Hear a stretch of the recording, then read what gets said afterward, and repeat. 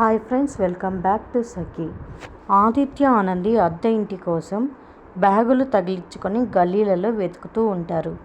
కొన్ని to let boards ఉన్న ఇల్లు వెతుక్కుంటూ ఒక పెంకుటిల్లు దగ్గర టూలెట్ బోర్డు చూసి ఆ ఇంటి దగ్గరికి వచ్చి ఆగుతారు. పెంకుటిల్లు చాలా అందంగా ఉంది. ఏ డిస్టర్బెన్స్ లేకుండా ప్రశాంతంగా ఉంటుంది. చుట్టూ మొక్కలు కూడా ఉన్నాయి. రండి అడుగుదాం అంటూ ఇల్లు చూస్తారు ఆదిత్య ఆనంది. ఇంకా ఓనర్ గారితో ఆనంది ఇలా అంటుంది, చాలా బాగుందండి. ఇంత సిటీలో ఇంకా పెంకుటిల్లు ఉన్నాయి అంటే చాలా ఆశ్చర్యంగా ఉంది అని ఆనంది చెప్పి అద్దె ఎంత అని అడుగుతుంది.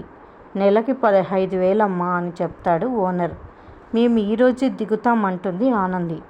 అసలు విషయం చెప్పడం మర్చిపోయాను అమ్మా, 3 నెలల రెంట్ అడ్వాన్స్గా ఇవ్వాలి అని చెప్తాడు ఆ ఓనర్. అది విని ఆశ్చర్యపోయి 3 months అంటుంది ఆనంది.